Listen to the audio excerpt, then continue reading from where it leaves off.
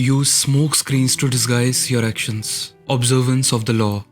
In 1910, Sam Giesel, a wealthy businessman from Chicago, sold his warehouse for nearly $1 million and went into semi-retirement managing his properties. But he still missed the thrill of making deals. One day, a young man named Joseph Weil visited him, expressing interest in buying one of Giesel's apartments. The price was $8,000, which is about $150,000 today, or roughly about 1.2 crores in INR. But Weil only needed to pay $2,000 as a down payment. Weil said that he would think it over, but the next day he returned, saying that he would pay the full amount in cash if Giesel could wait a couple of days for a deal he was working on to come through. Curious about how Weil could come up with so much money so fast, Giesel pushed for answers. Weil hesitated but finally shared a secret story. He said his uncle worked for a group of multimillionaire financiers who had bought a hunting lodge years ago but no longer used it. The uncle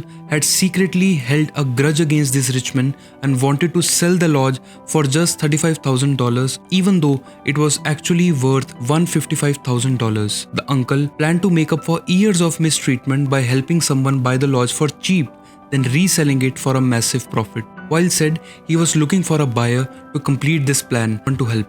Giesel, excited by the idea of easy money, insisted that he be the buyer.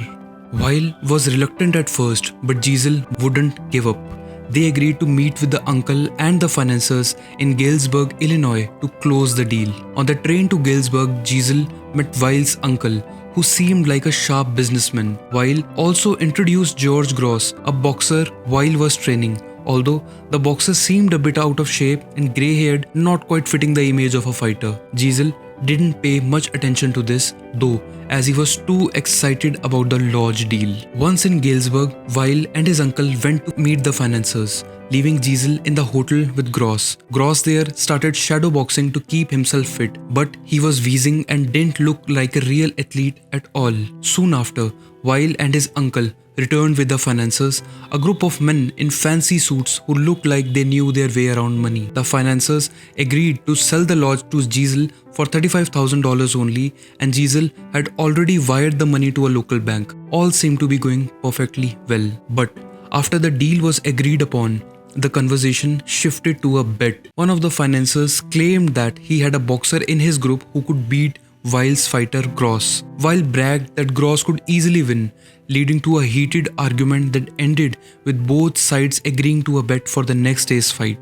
But once the financiers left, Weil panicked. He confessed to his uncle right in front of Giesel that they did not have enough money to cover the bet. He apologized for getting all in this mess, but he had a plan. He knew the other boxer well, and with a little bribe, they could fix the fight. But where would the money come for the bet? The uncle replied.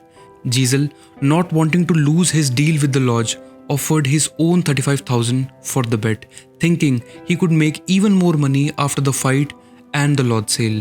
The next day, the fight took place in a gym. Everything seemed to be going according to plan, with Gross doing very well, until a surprise punch knocked him down.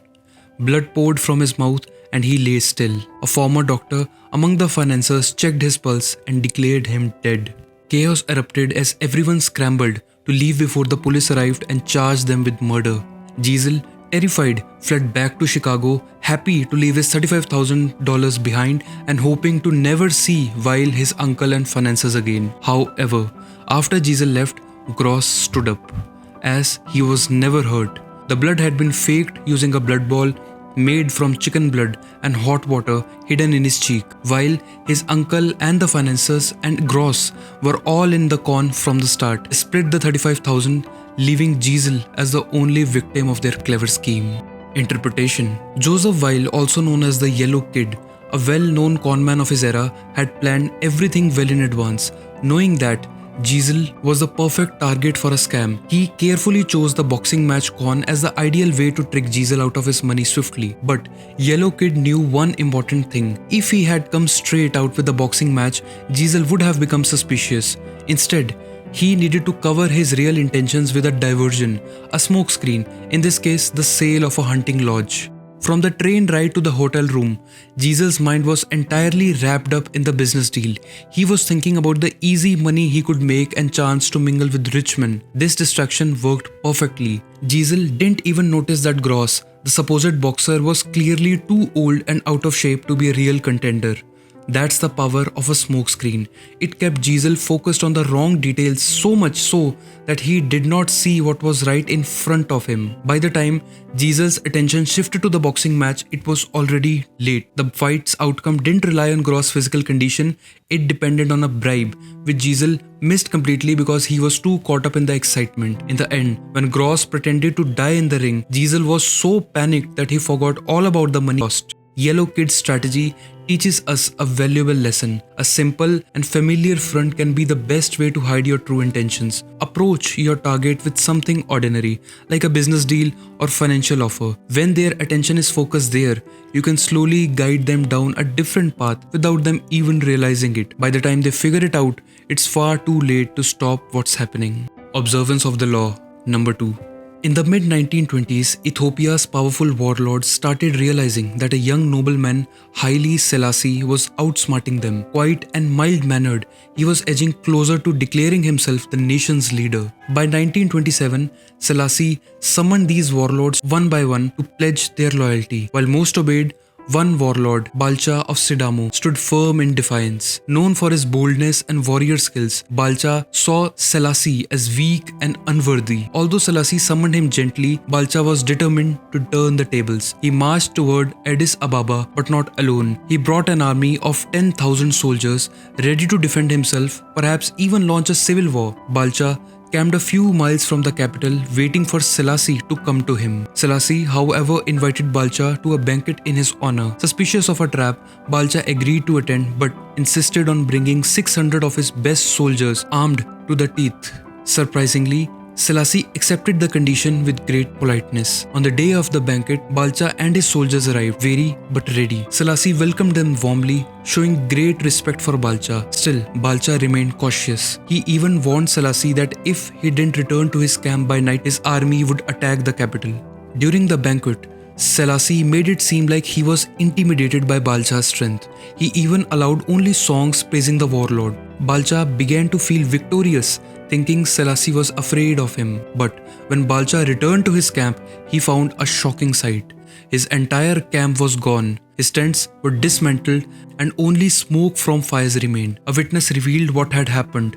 During the banquet, Selassie's ally had sneaked into the camp not to fight but to bribe Balcha's soldiers. Armed with gold and cash, they had bought every weapon. The soldiers who refused were intimidated.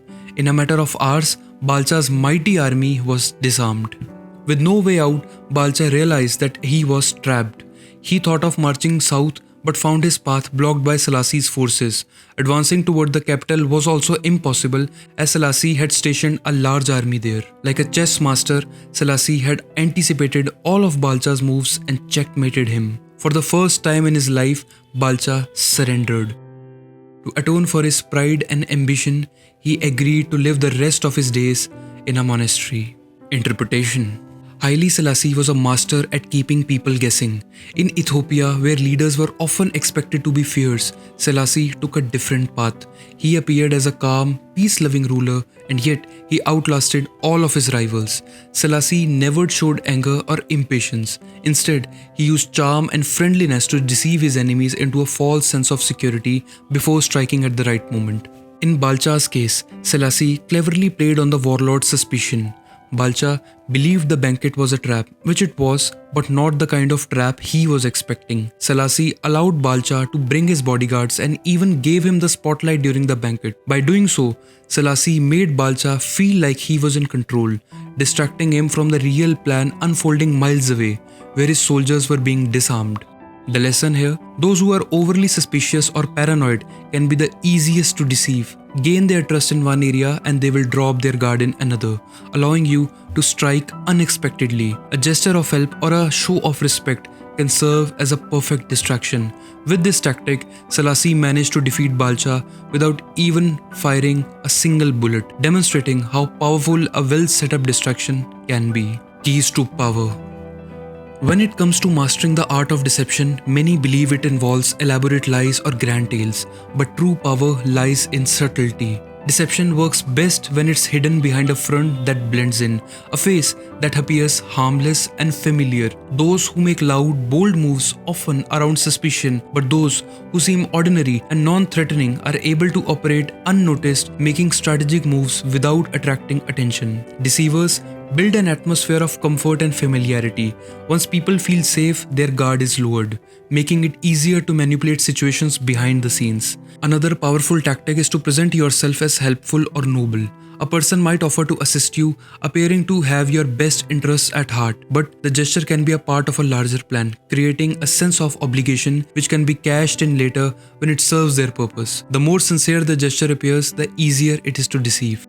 Patterns are also effective tools in the game of power. Someone can establish consistent behavior that makes you feel secure, only to suddenly change course once you are comfortable. Consider someone in a relationship who seems overly devoted. They shower you with affection, building trust over time until they start making subtle manipulations. Their pattern of kindness was a smokescreen, drawing you into a place of vulnerability. Finally, there's the power of blending in. Whether in a social circle or work environment, people who fit the mold are less likely to be questioned. By appearing to belong, they can act without raising suspicion. It's in this seamless blend that they can move freely, influencing situations behind closed doors. Key takeaway: deception, when mastered, can be a tool of power, one that helps you gain control and protect yourself from being outwitted. Whether you are defending yourself from manipulation or engaging in a battle of influence, always stay aware of those who seem harmless and never lose sight of the bigger picture. In the world of power, subtlety often wins. Authority. Have you ever heard of a skillful general who intends to surprise a citadel, announcing his plan to his enemy? Conceal your purpose and hide your progress. Do not disclose the extent of your designs until they cannot be opposed, until the combat is over. Win the victory before you declare the war. In a word, imitate those warlike people whose designs are not known except by the ravaged country through which they have passed. Nino Dillenclaw. Reversal. Deception is a tricky game, and if you have a reputation for being deceitful, it can be hard, in fact very hard, to hide your true intentions. As you grow older and more successful, people will be more aware of your tricks. If you keep pretending to be innocent, you might end up looking like a hypocrite, which limits your options. Instead, then, it's better to be open about your cunning nature. By accepting your role as an honest rogue, you can earn respect and still continue to use your strategies effectively. Take P.T. Barnum for example. As he got older, he embraced his image as a master deceiver.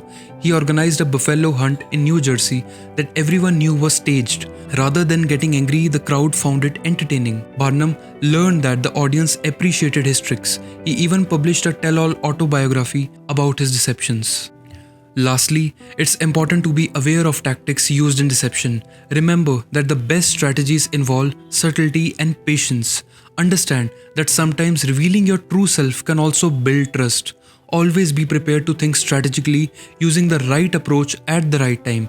By learning these lessons, you can navigate the complexities of relationships and situations with intelligence, protecting yourself while still being effective in your pursuits.